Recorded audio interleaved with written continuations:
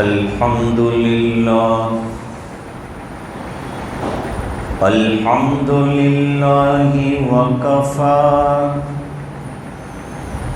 وسلام على عباده الذين اصطفى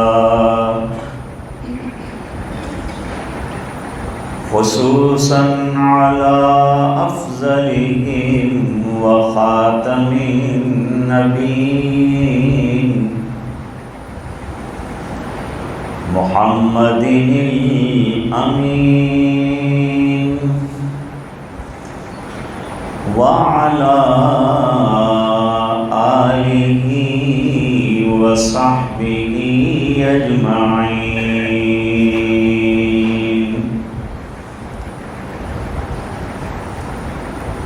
أما بعد فأعوذ بالله من الشيطان الرجيم. بسم الله الرحمن الرحيم.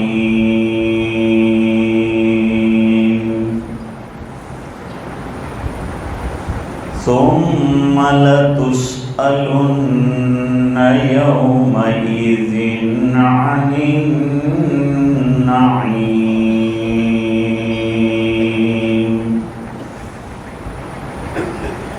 صدق الله العظيم.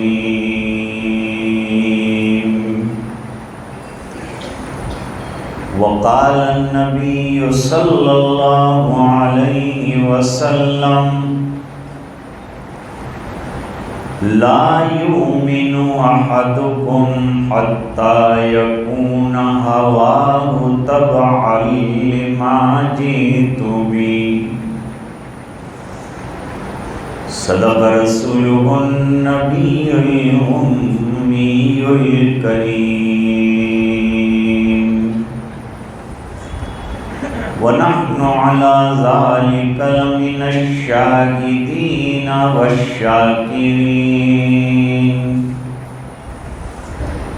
والحمد لله رب العالمين.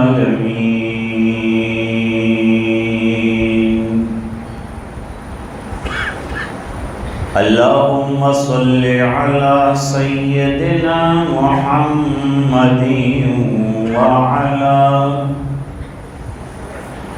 وعلى آل سيدنا محمد وبارك وسلم.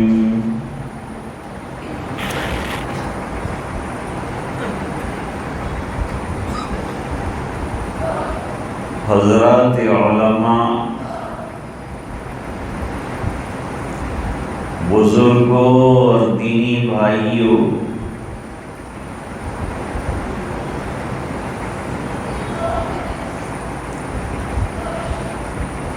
حق تعالی شانہ کی نعمتیں انسانوں پر بے شمار،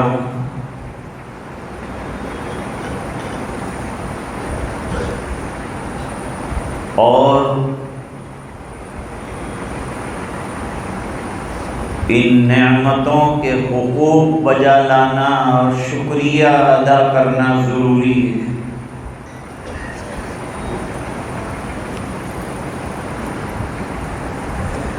بارش کا ہر قطرہ اللہ کی نعمت،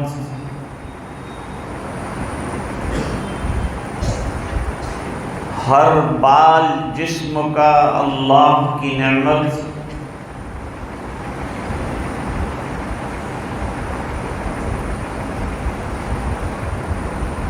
یہ سانسوں کا آنا جانا اور جاری رہنا، یہ اللہ کی نعمت.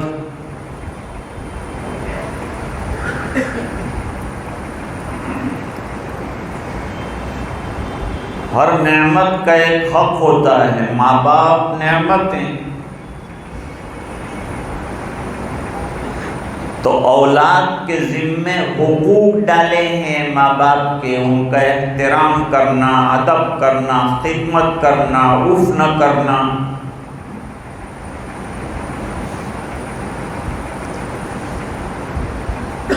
اسی طریقے سے اولاد بھی نعمت ہے.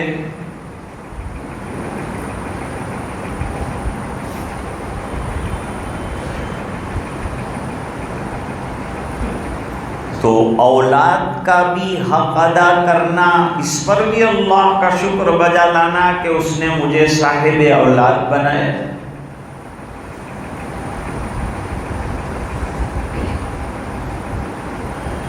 ٹھنڈا پانی نعمت ہے، اس کا بھی شکر بجا لانا اور اس کا حق ادا کرنا. گرم کھانا نعمت ہے، اس کا بھی شکر بجا لانا اور حق ادا کرنا.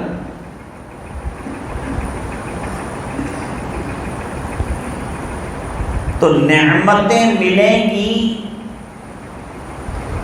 اور نعمتوں میں اضافہ ہوگا جب شکریہ ادا کیا جائے گا اور حقوق ادا کیے جائیں گے.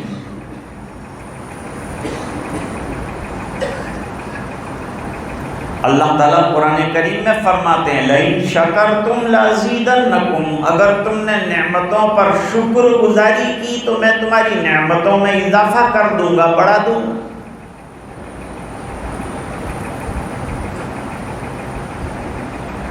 لیکن حضرات علماء نے دو بات لکھی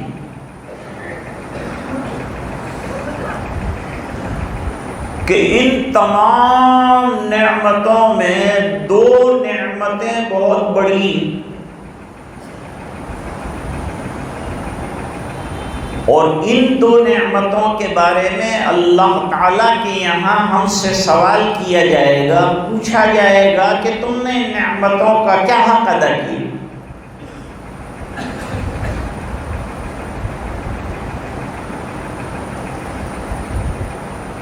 یہ دو نعمتوں میں سے ایک نعمت ہے کتاب اللہ، دوسری نعمت ہے رسول اللہ.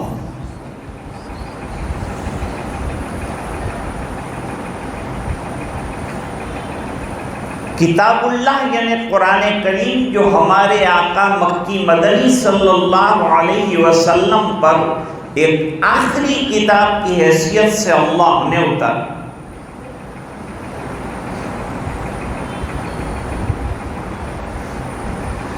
یہ زندہ اور جاوید کتاب اگر ہمارے دلوں میں، زبانوں میں، زندگیوں میں زندہ رہے گی تو ہم بھی زندہ رہیں گے.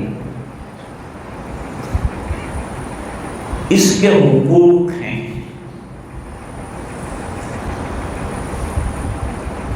علماء نے 5 حقوق قرآن کریم کے بیان فرمائے.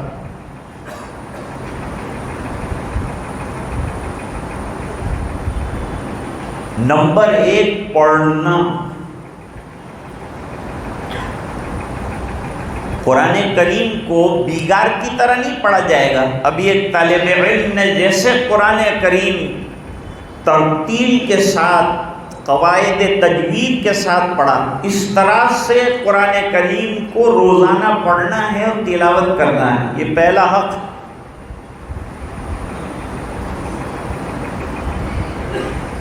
نمبر 2 قرآن کریم کا انتہائی درجے کا احترام کرنا اور اس کی عظمت کا دلوں میں ہونا، بالائے طاق نہ رکھ دینا. اور عظمت یہ ہے کہ روزانہ تلاوت کرے قرآن کریم کی، کیونکہ قرآن کریم کی تلاوت سے آسمانوں سے رحمتیں اترتی ہیں گھروں میں.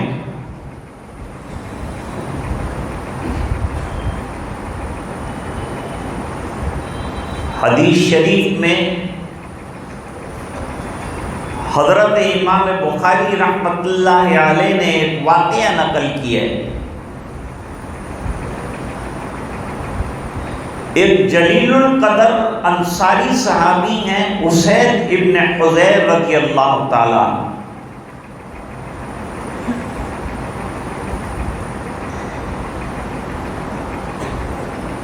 صحابہ کرام میں رات کو اٹھ کر نماز نہ پڑھنے والا کوئی نہیں تھا، تہجد پڑھنے والے سب تھے.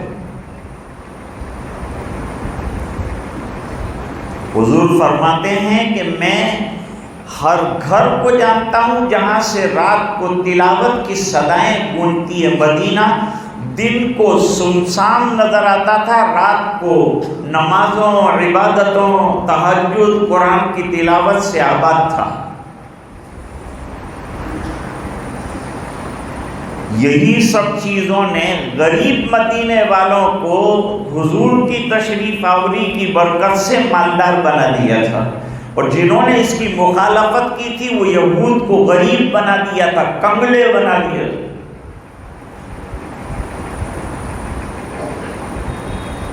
تو حضرت اسید ابن حضیر رضی اللہ عنہ نے اپنے آنگن میں مصلی بچھایا ہے، ایک طرف ایک بچے کو لٹایا ہے، دوسری طرف جہاد کا گھوڑا باندھا ہے، نماز میں تلاوت کر رہے ہیں، اور صحابہ کرام لمبی تلاوت کرتے تھے۔ خود حضور پاک صلی اللہ علیہ وسلم فجر کی نماز میں 60 سے لے کر 100 تک آیت پڑھتے تھے۔ آج کل تو ہم کمزور ہو گئے، نمازیں بہت مختصر ہو گئی، ہماری کمزوری کی رعایت کرتے ہوئے امام کم پڑھتے ہیں کہ کہیں یہ گھبرا کے آنا نہ چھوڑ دیں مسجد میں، فجر کی نماز نہ چھوٹ جائے، کہیں ان کی جو محبت ہے ربانی کی ایک مثال ہے، ایک علامت ہے، صبح کی نماز باجماعت ادا کرنا۔ اللہ مجھے آپ کو پوری امت کو توفیق عطا فرمائے۔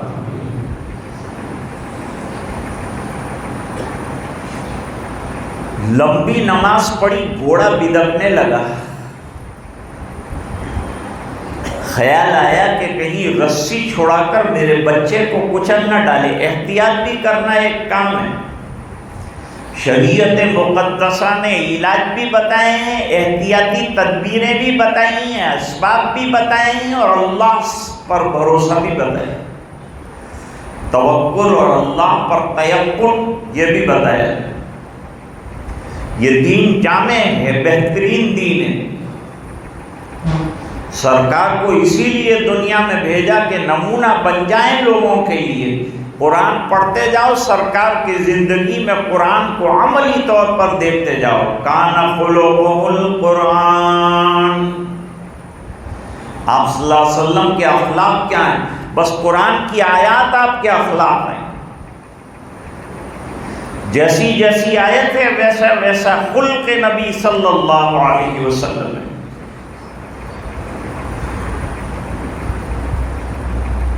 اب جب گھوڑا بدکنے لگا تو انہوں نے نماز کو مختصر کیا۔ سرکار نے بھی کبھی نماز کو مختصر کیا ہے۔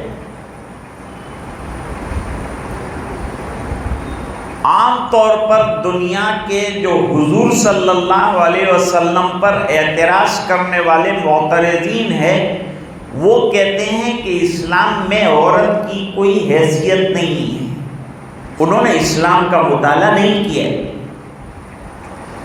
اگر انہوں نے سیرت پاک کا اور حضور پاک صلی اللہ علیہ وسلم کی زندگی کا اور اسلام کا مطالعہ کیا ہوتا تو وہ ضرور اس بات کو رد کرتے۔ میں ایک واقعہ سناتا ہوں۔ ایک دن حضور پاک صلی اللہ علیہ وسلم امامت کے لیے کھڑے ہوئے۔ آپ تو امام تھے اور آپ تو سید الامام اور امام الانبیاء ہیں۔ آپ معراج سے لوٹنے کے وقت حضور پاک صلی اللہ علیہ وسلم نے بیت المقدس میں تمام انبیاء کرام کی امامت کر کے یہ ثابت کیا کہ اللہ نے آپ کو امام الانبیاء بنایا۔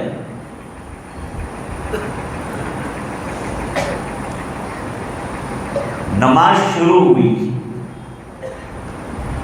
اس زمانے میں حالات نہایت سازگار، حضور کی شخصیت موجود، صحابہ جیسے قدسی صفات لوگ موجود، اس بنا پر عورتیں بھی مسجد کے اندر پیچھے کی صفوں میں آتی تھی۔ حالات بگڑے تو اب خواتین کو گھر پر نماز پڑھنے کے لیے کہا گیا، اور کہا گیا کہ گھر کے کونے میں نماز پڑھنا تمہارے لیے مسجد میں نماز پڑھنے سے بہتر ہے، فتنوں سے بچنے کے لیے۔ فتنوں کا دور ہے، حالات کا دور ہے۔ آج ہماری لڑکیاں غیروں کے ساتھ چلی جا رہی ہیں ہمارے احتیاط نہ کرنے کی وجہ سے، ہمارے تربیت میں کمی کرنے کی وجہ سے، غیروں کے کالج میں داخل کرنے کی وجہ سے، اور اس وجہ سے کہ ہم نے ان کو عقیدوں کا اچھا سبق نہیں پڑھایا ہے۔ ورنہ عقیدہ مضبوط ہو، مستحکم ہو تو کیسے چلی جائے کسی غیر کے ساتھ؟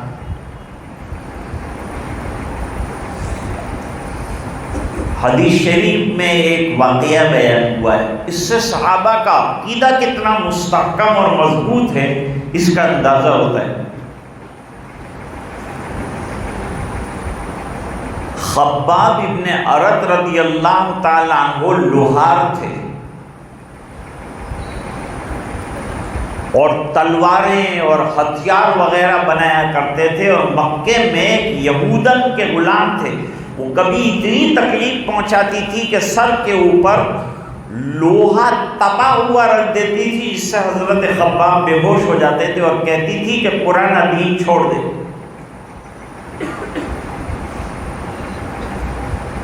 مکے میں ایک مشرک تھا، اس کا نام تھا عاص بن وائل۔ اس نے حضرت خباب رضی اللہ تعالیٰ عنہ سے چند تلواریں بنوائی۔ جب تلواریں بن گئی تو مزدوری مانگی حضرت خباب رضی اللہ تعالیٰ عنہ نے، اس کو معلوم تھا کہ انہوں نے ایمان قبول کر لیا ہے، اور جو مشرک شرک کے عالم میں مرے ہیں ان کو اسلام سے انتہائی درجے کا بغض اور عداوت ہے۔ ابو جہل کو مرتے مرتے بھی دین کی عداوت اور دین سے دشمنی گئی نہیں، اس قدر عداوت تھی، دشمنی تھی حسد کی وجہ سے۔ حالانکہ نبی کی صداقت کو، سچائی کو اور اس بات کو وہ جانتا تھا کہ یہ ہاتھ دعا کے لیے اٹھا دیں گے تو رد نہیں ہو، یہ بات بھی وہ جانتا تھا۔ واقعہ پیش ہے، حضور پاک صلی اللہ علیہ وسلم کعبۃ اللہ کے سائے میں نماز پڑھ رہے تھے۔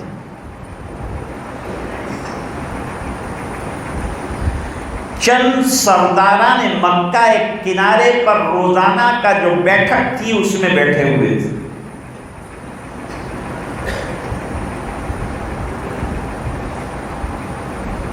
عقبہ ابن ابی معیط نامی ایک ظالم کو ایک بری بات سن، اچھے انسانوں کو اچھی بات اللہ سمجھاتا ہے، نیک لوگوں کے لیے نیکیاں آسان کرتا ہے، بروں کے لیے برائیوں کی طرف چلنا آسان کرتا ہے۔ برائیاں ان کو برائیاں نہیں لگتی، اس لیے فرمایا برائیوں سے اپنے آپ کو اور گناہوں سے اپنے آپ کو بچاؤ، مبادا کہیں ایسا نہ ہو کہ گناہ کرتے کرتے تمہارا مزاج ایسا ہو جائے کہ گناہ کی نفرت تمہارے دل سے نکل جائے۔ اس لیے حتی الامکان اپنے آپ کو گناہوں سے بچاؤ اور اس کے گھناؤنے پن کو سمجھو۔ اس نے کہا یہ اونٹنی ذبح ہوئی ہے، جب یہ سجدے میں جائیں، ان کو نماز سے حضور کی بڑا حسد تھا، بڑا بغض تھا۔ حضور پاک صلی اللہ علیہ وسلم کو نماز پڑھتے ہوئے دیکھتے تو چین بجمی ہو جایا کرتے تھے، مذاقیں اڑاتے تھے، ٹھٹھا کرتے تھے۔ بعض مشرکین مدینہ منورہ میں اذان ہوتی تھی تو بددعائیں کرتے تھے، جنہوں نے بددعائیں کی تھی اللہ نے ان کو انہی کی بددعاؤں میں ختم کر ڈالا۔ کہا ابھی تھوڑی دیر میں یہ سجدے میں جائیں گے، میں اونٹنی کا بیل لاتا ہوں، جو اندر کی ہوج ہوتی ہے وہ لاتا ہوں اور لا کر ان کی پشت کے اوپر ڈال دیتا ہوں۔ گیا ظالم اور جا کر لایا، اور لا کر آپ صلی اللہ علیہ وسلم جب سجدے میں گئے تو پشت پر ڈال دیا۔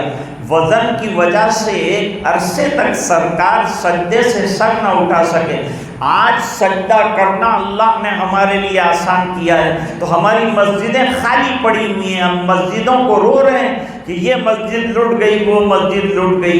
مسجد کو بچانا ہو تو مسجد کو آباد کرنے کا مزاج بناؤ، اور آباد کرنے کے لیے خود بھی آؤ اور دعوت بھی چلاؤ۔ اللہ کے دین کو زندہ رکھنا ہے، اور ہماری حفاظت اگر ہم چاہتے ہیں تو ہمیں اپنی زندگی میں دین کو لانا پڑے گا اور دین کی دعوت کو جاری رکھنا پڑے گا۔ تو کیا ہوگا؟ تو ہوگا وہ جو اللہ نے قرآن میں وعدہ فرمایا، وَاللَّهُ يَعْصِمُكَ مِنَ النَّاسِ، اللہ تعالیٰ تمہاری حفاظت فرمائیں گے اگر تم دین کے کام میں لگ جاؤ۔ سر اٹھتا نہیں۔ اور نمازیں ہمارے لیے کتنی آسان ہے، کوئی روکنے والا ہے سجدے سے؟ کوئی رکوع سے روکنے والا ہے؟ کوئی رکوع میں ہنسنے والا ہے؟ ارے ٹرینوں کے اندر ہماری جماعتیں چلتی ہے الحمدللہ، اور غیر لوگ ہمیں نماز پڑھنے کی جگہ دیتے ہیں اور یوں کہتے ہیں کہ ہمارے لیے بھی پرارتھنا کرنا، تو ان کی ہدایت کے لیے بھی ہاتھ اٹھائے جاتے ہیں۔ ایسے گئے گزرے وقت میں بھی الحمدللہ ہمارے ملک میں اللہ کا کرم ہے۔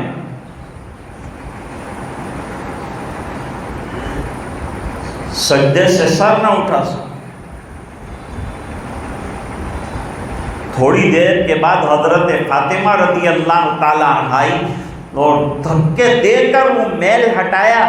حضور پاک صلی اللہ علیہ وسلم کی نماز ختم ہو چکی، آپ نے وہ 7 سرداروں کی طرف دیکھا اور ہر ایک کا نام لے کر بد دعا فرمائی۔ سرکار کا کام نہیں بد دعا کرنا، لیکن اللہ کے درمیان اور عبادت کے درمیان جو آڑ بنا وہ پسند نہیں آیا، ناگوار گزرا۔ اس بنا پر آپ نے ایک ایک کا نام لے کر بد دعا فرمائی، اور مشرکین نے کہا اب ہمارا بیڑا غرق ہونا طے ہو گیا، اس لیے کہ یہ مقام ایک تو ایسا ہے کہ یہاں دعا رد نہیں ہوتی، اور دوسرا جس نے دعا کی ہے اس کی دعا رد نہیں۔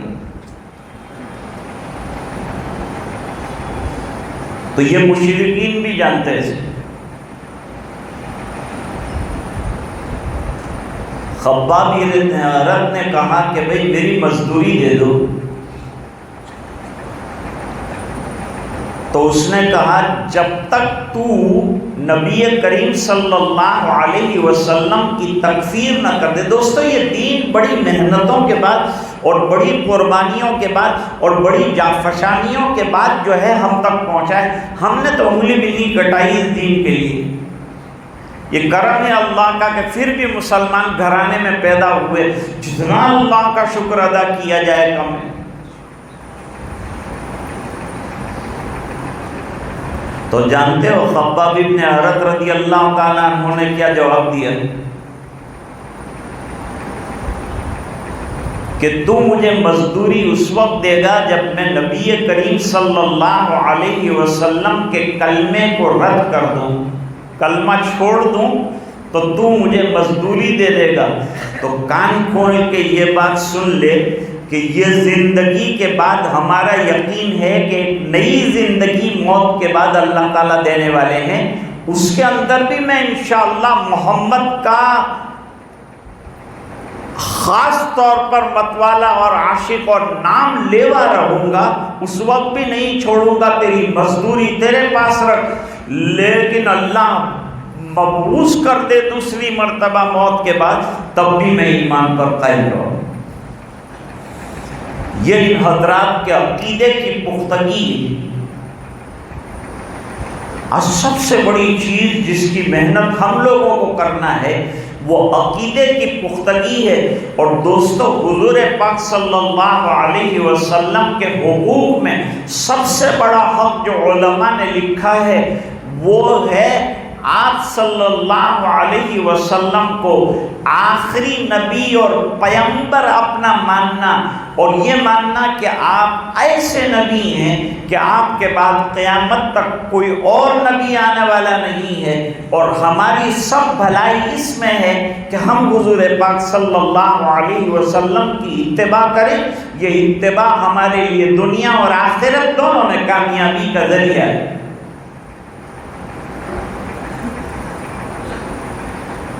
آدھی آیت ہے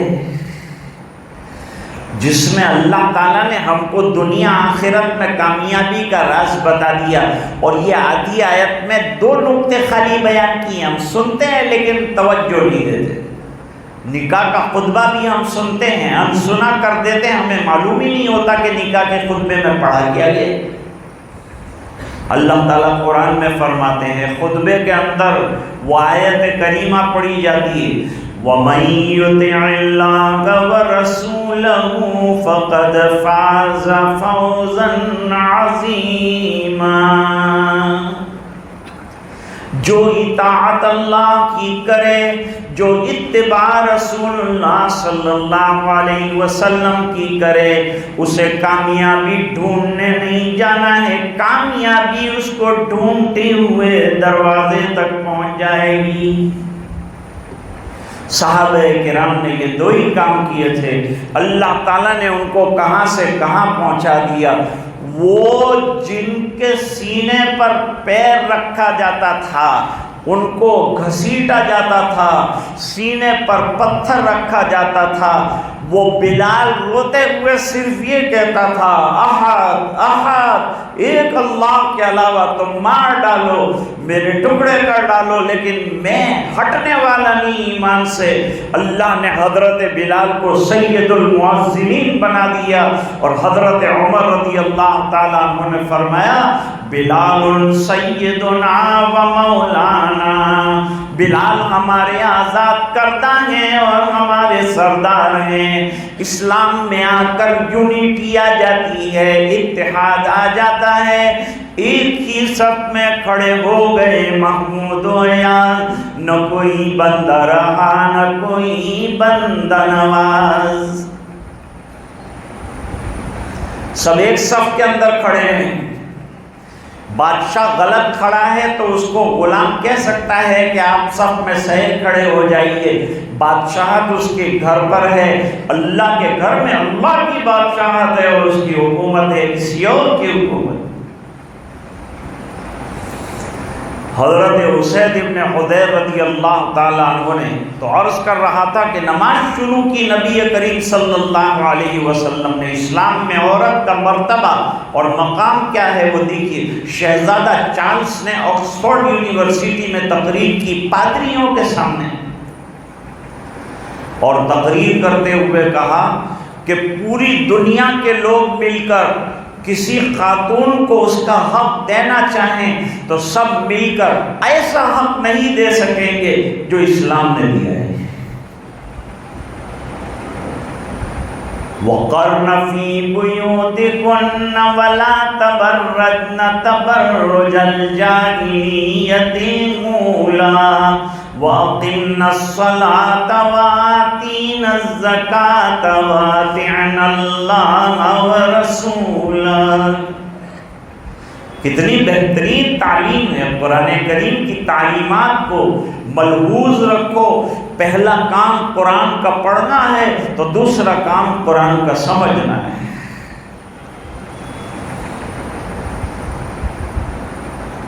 اب نماز شروع کی تھوڑی دیر حضور پاک صلی اللہ علیہ وسلم نے پڑھی اور ایک بچے کی آواز رونے کی آئی. جیسے ہی رونے کی آواز آئی حضور پاک صلی اللہ علیہ وسلم نے نماز کو شارٹ کر دیا، نماز کو مختصر کر دیا نبی کریم صلی اللہ علیہ وسلم نے. اور نماز کے بعد فرمایا کہ جب بچہ ہے تو اس کی ماں بھی ساتھ ضرور آئی ہوگی، اور مجھے یہ فکر ہوئی کہ بچے کے رونے کی وجہ سے ماں نماز میں بے چین ہو جائے گی، تو اس ماں کی بے چینی اور عورت کی بے چینی کو دیکھتے ہوئے نبی نے اپنی نماز کو مختصر کر دیا. اتنا بڑا اسلام نے عورت کو مرتبہ اور مقام عطا فرمایا. پردہ عورت کی شان ہے، اس کی غیرت ہے، اس کی حیا ہے، اس کی شرم ہے، اس کی لاج ہے، اس کا جادہ ہے. دوپٹہ اس کے لیے شرم کا ایک بہت بڑا جادہ. اللہ ماں بہنوں کو پردے برقعے کی توفیق عطا فرمائے۔ آج کے سنگین حالات میں بغیر برقعے کے باہر نکلنا، لیکن برقع ایسا ہونا چاہیے کہ جس کے لیے کسی اور برقعے کی ضرورت نہ ہو، اس کو برقع کہتے ہیں۔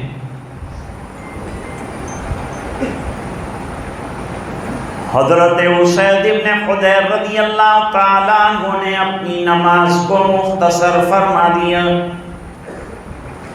سلام پھیرا، باہر نکلے، آنگن میں نکلے، ادھر دیکھا ادھر دیکھا، کوئی چیز نظر نہیں آئی۔ گھوڑے کے بدکنے کی وجہ سمجھ میں نہیں آئی تو نظر آسمان پر چلی گئی، آسمان پر دیکھا چراغوں کا سائبان اوپر جاتا ہوا نظر آیا۔ یہ عجیب چیز اس سے پہلے کبھی نہیں دیکھی۔ اسید بن حضیر رضی اللہ تعالیٰ عنہ نے تعجب ہوا، تو سوال کا جواب کہاں ملے گا، حل کہاں کریں گے؟ مسئلہ تاجدار مدینہ کی مجلس میں حل کریں گے، نبی کریم صلی اللہ علیہ وسلم کے دربار میں حل کریں گے۔ فجر کی نماز پڑھنے کے بعد حضرت اسید بن حضیر رضی اللہ تعالیٰ عنہ نے پورا ماجرا اور پورا واقعہ آقا انعامدار جناب رسول اللہ صلی اللہ علیہ وسلم کے سامنے رکھ دیا۔ نتیجہ یہ ہوا کہ حضور نے فرمایا، ارے اسید، تیری تلاوت قرآن کریم کرنے پر آسمان سے رحمتیں اتر رہی تھی، رحمتیں اتر رہی تھی، سکینہ اتر رہی تھی، اور تو پڑھتا رہتا قرآن، تو میں صحابہ کو یہ رحمتوں کا اترنا قرآن کی تلاوت پر بتاتا۔ دوستو، آج ہم نے گھر سے قرآن کریم کی تلاوت کو رخصت کیا تو ہمارے گھر سے رحمتیں اور برکتیں چلی گئی۔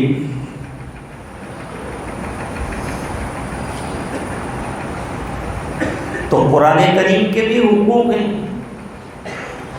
ایک تو قرآن کریم کی انتہائی طور پر عظمت کا ہونا، دوسرا اس کی تلاوت کا ہونا، تیسرا اس کو صحیح پڑھنا، چوتھا اس کے معنی کو سمجھنا، اور پانچواں اس کے احکام کو زندگی میں عملی بنانا۔ علماء نے یہ 5 حقوق تو قرآن کریم کے بیان فرمائے ہیں، اور رسول اللہ صلی اللہ علیہ وسلم کے حقوق بھی بیان فرمائے۔ ان میں سب سے پہلا حق یہ ہے کہ حضور پاک صلی اللہ علیہ وسلم کو اللہ کا آخری پیغمبر اور آخری نبی ماننا، اور یہ ماننا کہ آپ آخری نبی ہیں اور میری نجات سرکار کی اتباع میں ہے، پیچھے چلنے میں ہے۔ میری فلاح، میری کامیابی حضور پاک صلی اللہ علیہ وسلم کی اتباع میں ہے۔ وَمَن يُطِعِ اللَّهَ وَرَسُولَهُ وَيَخْشَ اللَّهَ وَيَتَّقِي فَأُولَٰئِكَ هُمُ الْفَائِزُونَ۔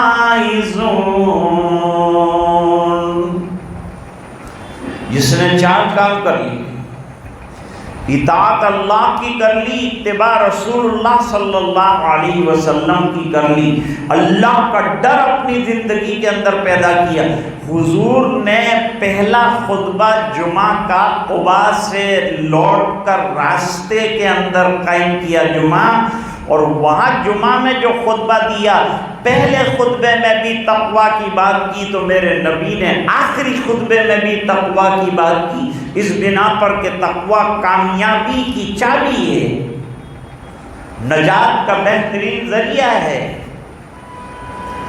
اس لیے نکاح کے خطبے میں تقویٰ ہی کی بات کو دہرایا گیا ہے، بار بار دہرایا گیا ہے۔ اور اللہ کا ڈر جب انسان کی زندگی میں آتا ہے تو آدمی گناہوں سے بچتا بھی ہے اور نیکیوں کی طرف چلتا بھی ہے، اور اس کی زندگی راہ پر آتی ہے اور ہدایت پر زندگی گزارتا ہے، اور صراط مستقیم پر زندگی گزارنے والا دنیا میں بھی کامیاب رہتا ہے اور آخرت میں بھی اللہ اسے فلاح اور کامیابی عطا فرماتا ہے۔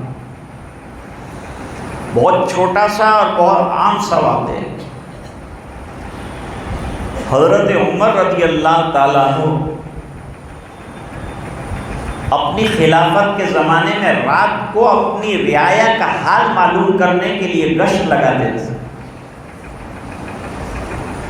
آج تو بیچارے منسٹر کو باہر نکلنا ہی مشکل ہے، جان کے لالے پڑ گئے، اس لیے کہ اتنا گپلا بازیاں کیے کہ اس کو جان کا خطرہ ہے کہ نکلوں گا تو لوگ مجھے ٹپکا دیں گے،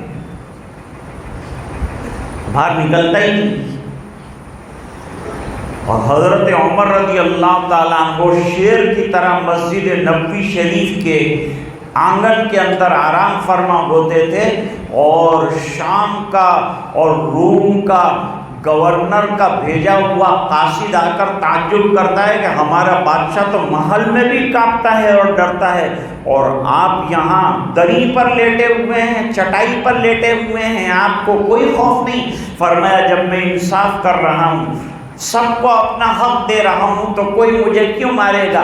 اور جب مرنے کا وقت آ جائے گا تو جو بچانے والا ہے وہی مر بھی دے گا۔ مسز گاندھی کو ان کے بچانے والوں نے مار ڈالا۔ بتایا گیا کہ انسان کسی کو نہیں بچاتا، بچانے والی ذات اللہ کی، بچانے پر آ جائے تو اللہ دشمنوں کے ذریعے سے بچا دے، اور اللہ بچانے پہ آ جائے تو ریل کی دو پٹریوں کے بیچ میں لیٹے ہوئے انسان کو بچا دے کہ انگلی میں خراش تک نہ آئے۔ ایسے تاریخی واقعات بھی۔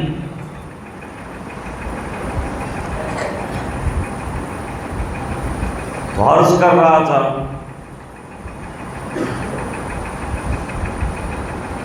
کہ نبی کریم صلی اللہ علیہ وسلم کی اتباع،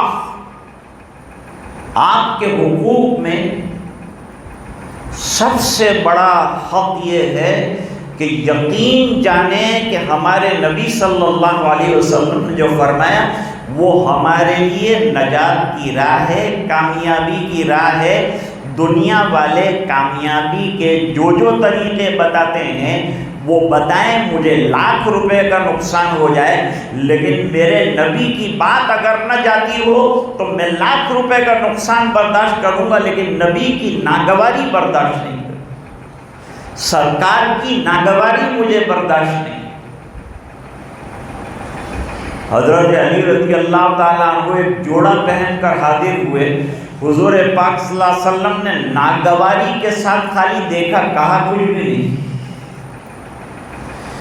خالی ناگواری کے ساتھ جوڑے کی طرف دیکھا۔ گھر گئے اور وہ جوڑے کے ٹکڑے کیے اور عورتوں میں تقسیم کر دیے کہ جس لباس کو نبی کی نظر سے گرنا ہو گیا وہ لباس کو پہن کر میں کیا کروں گا۔ ایک صحابی نے ملاقات کی نبی کریم صلی اللہ علیہ وسلم سے، ہاتھ میں سونے کی انگوٹھی، شاید علم نہیں ہوگا کہ سونا حرام ہے، دیہات سے آئے ہوئی، ملاقات کی۔ میں آج آپ سے ملاقات نہیں کروں گا کیونکہ حالات اجازت نہیں دیتے، اس لیے سلام پر اکتفا کروں گا، اور مجھے یقین ہے کہ آپ کو اطمینان بھی ہو جائے گا۔ ملاقات کی حضور پاک صلی اللہ علیہ وسلم کی، اور نبی کے مزاج میں یہ بات ہے کہ نبی کوئی غلط بات یا کوئی غلط کام اپنی آنکھوں کے سامنے چاہے چھوٹا کرے چاہے بڑا کرے برداشت نہیں کر سکتے۔ حدیث شریف بھی، من رأى منكم منکرا فلیغیرہ بیدہ، تم میں سے کوئی بری چیز کو دیکھے تو فوراً اس کو اگر ہاتھ سے روکنے کی طاقت ہے تو ہاتھ سے روکے۔ آج ہم لوگ کمزور ہیں، ہاتھ سے تو کیا روکیں گے؟ بیچارہ خالی امام یوں کہتا ہے کہ بذرا صف میں صحیح کھڑا ہے تو شام کو اس کو مصلی سے فارغ کر دیں۔ لوگوں کا مزاج ایسا ہو گیا، تکبر اور بڑائی اتنی آ گئی کہ انانیت کا مزاج اتنا ہے کہ کوئی اچھی بات پہ آدمی کو برداشت نہیں۔ من رأى منكم منکرا فلیغیرہ بیدہ فإن لم يستطع فبلسانہ، دوسرا درجہ یہ ہے کہ ہمارے اندر اتنی طاقت نہیں ہے، ہاتھ سے موڑنے جائیں گے تو وہ ہمارا ہاتھ توڑ ڈالے گا، تو بہتر یہ ہے کہ زبان سے کہے کہ بھائی یہ کام جو ہے اچھا نہیں ہے، اور یہ کہنا بھی حکمت کے ساتھ ہو اور محبت کے ساتھ ہو، نفرت کے ساتھ نہ ہو۔ دین کا کام نفرتوں کے ساتھ نہیں چلتا، محبتوں کے ساتھ اور حکمتوں کے ساتھ چلتا ہے۔ ادعو الی سبیل ربک بالحکمت والموعظۃ الحسنہ،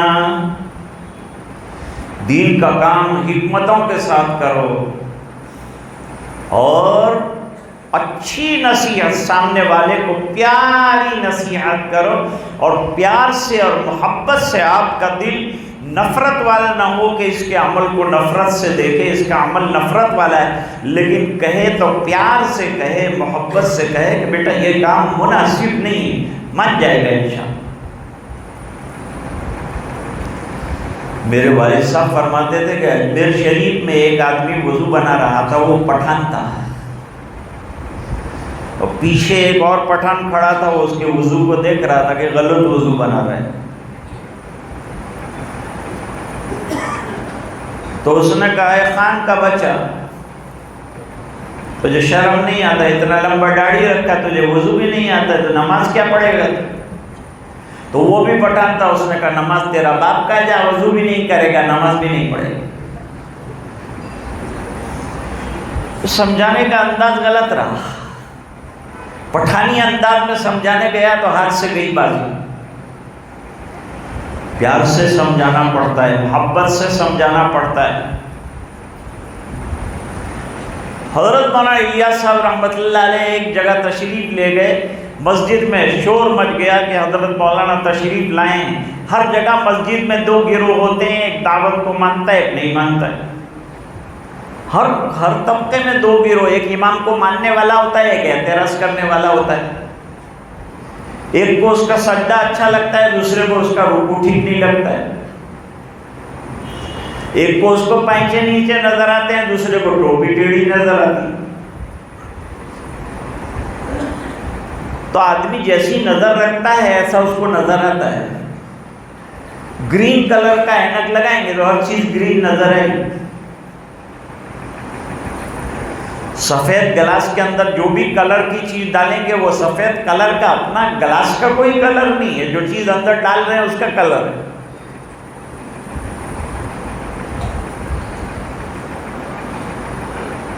تو بات جب سمجھانا ہو، کہنا ہو تو انتہائی پیار کے ساتھ اور محبت کے ساتھ کہا جائے۔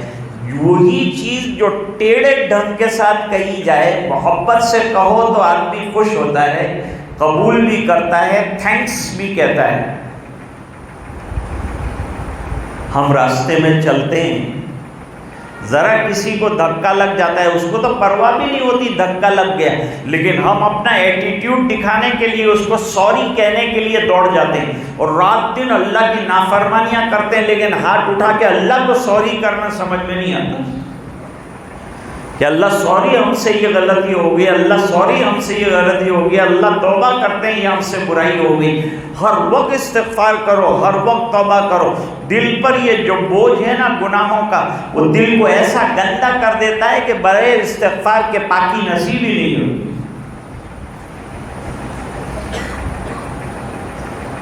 ہم لوگ کسی کو برا کام کرتے ہوئے دیکھتے بھی ہیں تو یوں سوچتے ہیں کہ ہمیں کہوا جاؤں تو એને ખોટું લાગે ને આપણા સંબંધ ખરાબ થાય।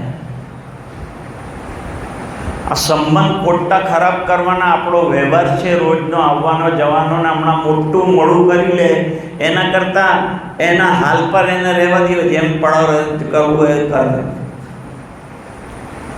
ہم ایسا کہہ کے چھوڑ دیں، نبی ایسا نہیں چھوڑتے۔ نبی تو دنیا میں اصلاح کے لیے آیا ہوتا ہے، دائی ہوتا ہے، وہ خیر کا دائی ہے، اور ہر مومن بھی خیر کا دائی ہے، اچھائیوں کا، بھلائیوں کا دائی ہے۔ اچھی بات اچھے طریقے سے کہی جائے۔ ہم جیسے دھندے کے اندر کیسے اچھی بات کرتے ہیں؟ کسی جگہ پر ایک صاحب کپڑا بیچ رہے تھے، کپڑا خریدنے والا آیا تو اس نے کہا کہ آپ کے کپڑے کی گارنٹی ہے کلر ولر کی؟ کہا فل گارنٹی، ایک دم تم آنکھیں بند کر کے میرا کپڑا لے جاؤ، جیسے جیسے تم دھوتے جاؤ گے نئے نئے رنگ اس کے اندر سے نکلے۔ دیکھو اس نے خراب بات کہی لیکن ڈھنگ اچھا دیا، دھوکہ دیا، یہ اچھا کام نہیں کیا اس نے۔ بے کے اندر اور تجارت کے اندر دھوکہ نہیں۔ حضور پاک صلی اللہ علیہ وسلم نے فرمایا لا خلاف من غشنا فلیس منا، جو مسلمان کو دھوکہ دے وہ مسلمانوں میں سے نہیں۔ زبان سے برا کہنا یہ بھی مشکل رہتا، یہ دور ایسا ہے کہ برائی کو دل سے برا سمجھے، لیکن وہ دور بھی آئے گا جب دل میں بری چیز کی برائی بھی ختم ہو جائے گی، جب تو ضعیف سے ضعیف تر ایمان کی طرف چلا جائے۔ حضور پاک صلی اللہ علیہ وسلم نے اس کے ہاتھ میں انگشتری دیکھی، جب نبی کریم صلی اللہ علیہ وسلم نے سونے کی انگوٹھی دیکھی تو فوری طور پر ہاتھ سے کھینچ لیا۔ آپ کے پاس طاقت تھی، آپ امیر مدینہ بھی ہیں، آپ حاکم مدینہ بھی ہیں، اور آپ نبی الانبیاء بھی ہیں،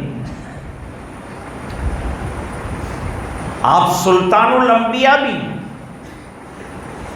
انگوٹھی یہ اتاری اور زمین پر ڈالی، حضور آگے بڑھ گئے، جو کام کرنا تھا وہ کر دیا، آپ آگے بڑھ گئے۔ صحابہ کرام نے امتحان لیا کہ دیکھیں یہ بندے کو حضور کا یہ انگوٹھی پھینکنا کیسا لگا۔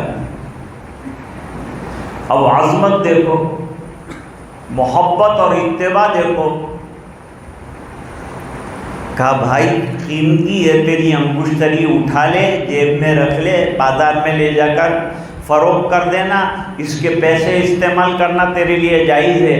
اس نے کہا یہ سب مسائل مجھے معلوم ہے، لیکن جس کے ہاتھ سے گری ہے وہ میرا پیارا نبی ہے، اور اس کے ہاتھ سے گرنے کے بعد یہ کروڑوں کی چیز میرے نزدیک ایک پیسے کی حیثیت۔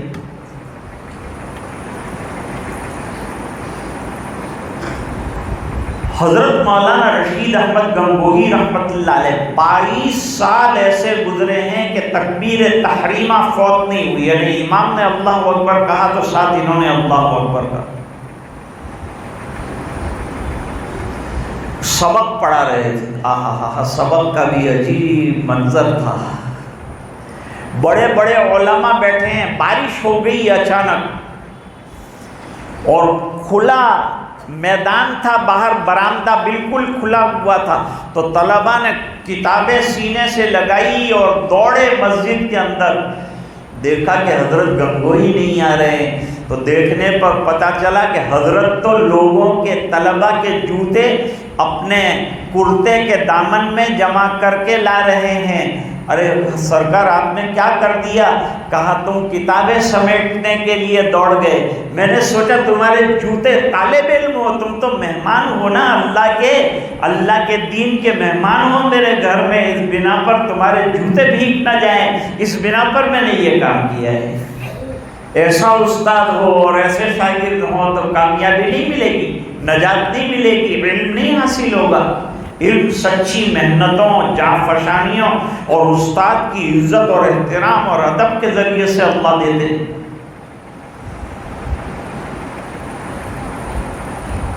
تو عرض کر رہا تھا کہ حضرت گنگوہی رحمۃ اللہ علیہ سبق پڑھا رہے ہیں، ایک آدمی آیا، اس نے آ کے حضرت سے کہا، وہ تو بیچارہ جانتا نہیں تھا کہ حدیث کا سبق چل رہا ہے، ابھی ادب یہ ہے کہ میں بیٹھ جاؤں کنارے پر، بیچارہ گامڑ میں مانا ہو تو ہی دعا تو کھجورو حضرت گنگوہی نے ہاتھ میں پکڑا ہوئی تھی کہ مدینہ تھی وہ لاغ تمام 3 کھجوریں دے دی حضرت گنگوہی رحمۃ اللہ علیہ کے ہاتھ میں۔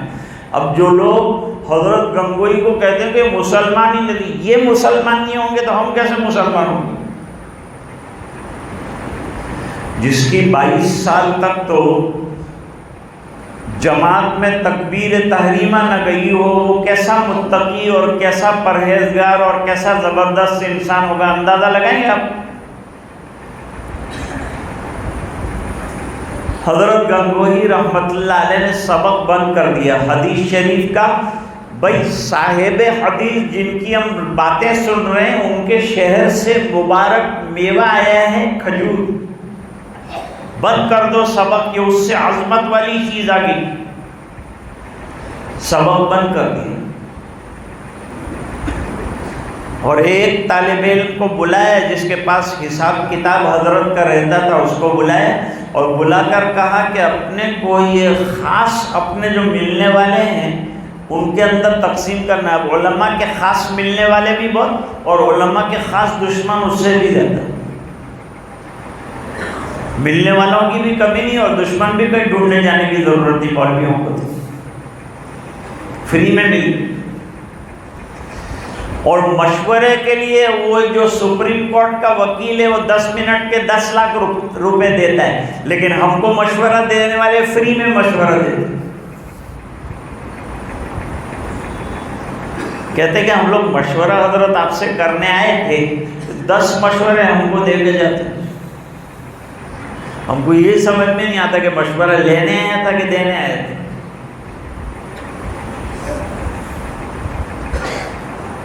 حضرت گنگوہی رحمت اللہ علیہ نے سبق بند کر دیا اور فرمایا لسٹ بناؤ، ہمارے خاص ملنے والے لوگوں کی لسٹ بنی 30 آدمیوں کی، 30 آدمیوں کی لسٹ بنی، فرمایا 3 کھجوریں تقسیم کرو۔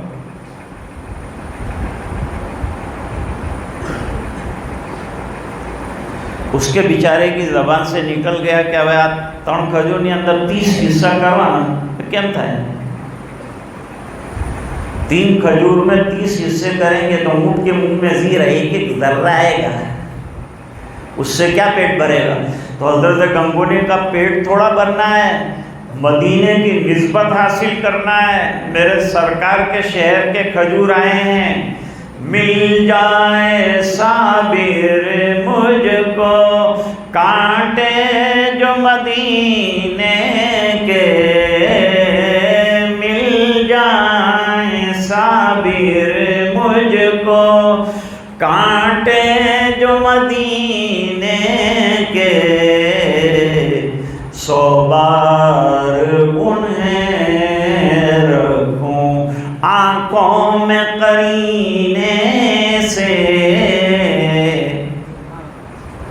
ارے مجھے کانٹے مدینے کے سرکار کے شہر کے مل جائیں تو میں اس پر گلاب کو نچھاور کر ڈالوں گا اور کانٹوں کو آنکھوں میں رکھ لوں گا، اور اے ظالم تیرے ساتھ زندگی بھر بات نہیں کروں گا، تو نے مدینے والے کے کھجور کی توہین کی ہے، تیرے دل میں عظمت رسول کی کمی ہے، اس بنا پر تو نے ایسا جملہ کہا ہے۔ ایک طرف ہیروں کا ڈھیر لگا دو، دوسری طرف مدینے کی کھجور کی گٹھلیاں لگا دو، میں گٹھلیاں لے لوں گا، ہیرے پھینک دوں۔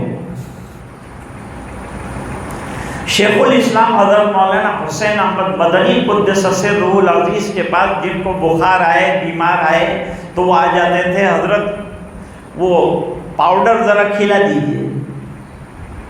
ارے بھائی یہ پاؤڈر کہے میں سے بنایا ہے، کیا ہے یہ پاؤڈر؟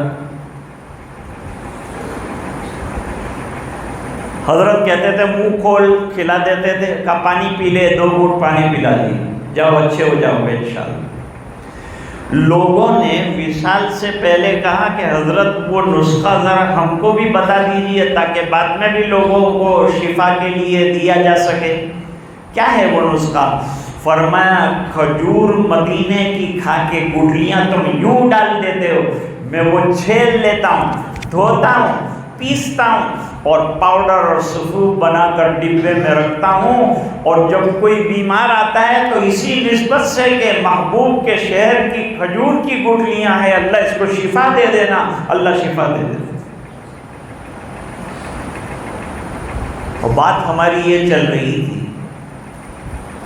کہ تقویٰ جو ہے وہ ملاک الطاعات ہے، سب طاعتوں کا خلاصہ ہے، اور اس سے آدمی نہ صرف آخرت میں کامیاب ہوتا ہے بلکہ دنیا میں بھی کامیاب ہوتا ہے۔ حضرت عمر رات کو گشت لگا رہے تھے، ایک جھونپڑی کے پاس جا کر کھڑے رہے، ذرا کان لگائے کہ کوئی رو تو نہیں رہا ہے، پریشانیوں کی وجہ سے بلک تو نہیں رہا ہے۔ اندر ایک بڑھیا کی آواز آئی کہ بیٹا ابھی اپنوں نے جو بکریاں اور اونٹنیاں دوئی ہے، دودھ نکالا ہے، اس کے اندر ذرا پانی ملا دے۔ اندر سے جوان لڑکی کی آواز آئی کہ ایسا نہیں کر سکتے۔ کیوں بیٹا؟ کہا حضرت عمر رضی اللہ تعالیٰ عنہ نے اعلان کیا ہے کہ کسی بھی چیز میں ملاوٹ نہ کی جائے۔ حضرت عمر کا زمانہ ہے، ملاوٹ کا سوال ہی پیدا نہیں ہوتا، نہ کوئی دین میں ملاوٹ کر سکتا ہے، نہ کوئی چیزوں میں ملاوٹ کر سکتا ہے۔ دین میں ملاوٹ نہ کرنے کا تو بہت لمبا واقعہ ہے، بہت وقت گزر جائے گا، اس لیے وہ ذکر نہیں کرتا۔ تو کہا رات کا وقت ہے، اندھیرا ہے، کہاں عمر رات کو دیکھنے کے لیے آئیں گے؟ اگر پانی ملا دیں گے اپنا پروفٹ بڑھ جائے گا، ہم لوگ غریب ہیں، ہمارا کام چل جائے گا۔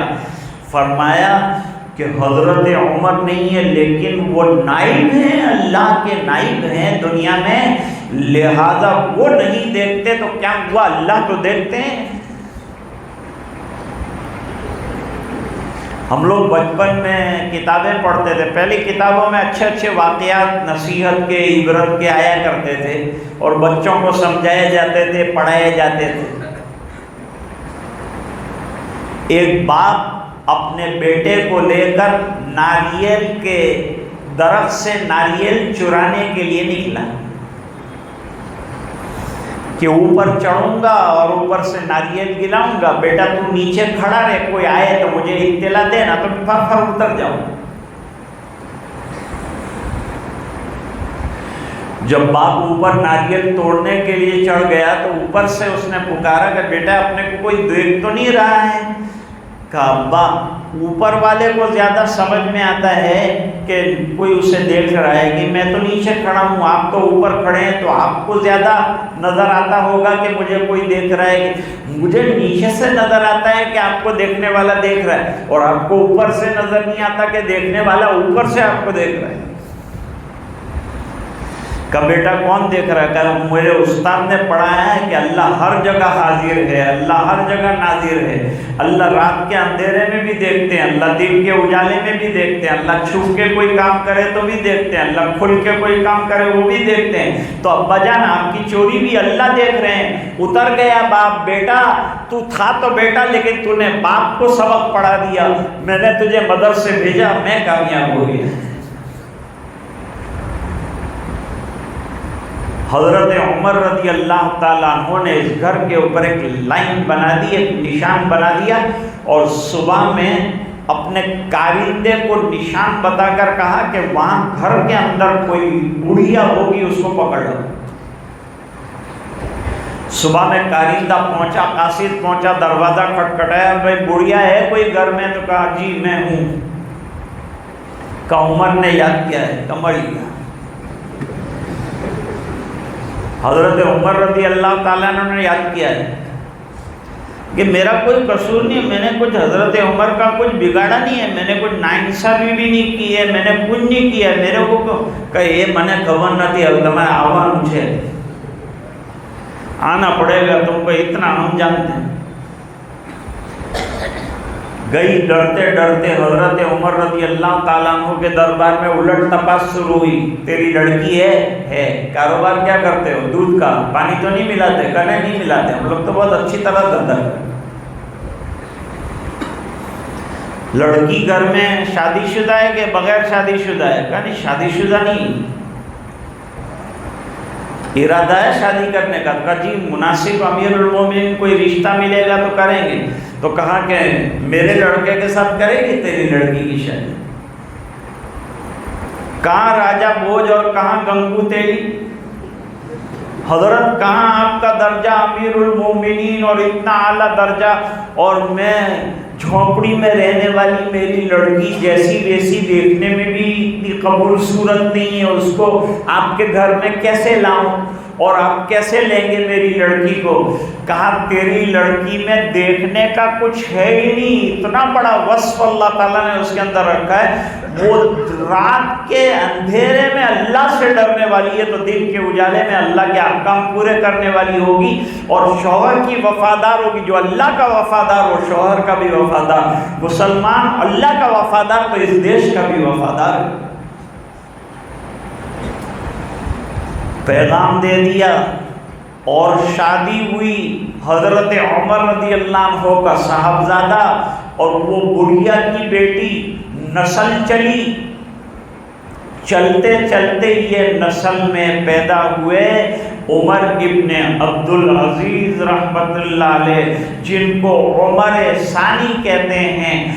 جب باپ متقی، جب ماں متقیہ اور پرہیزگار، اور تقوی جن کا شعار، اللہ تعالیٰ دنیا میں بھی بیڑے پار کر دیتا ہے۔ وہ لڑکی کو اتنا اچھا رشتہ ملا تقوی کی وجہ سے کہ وہ سوچ بھی نہیں سکتی تھی اس کو۔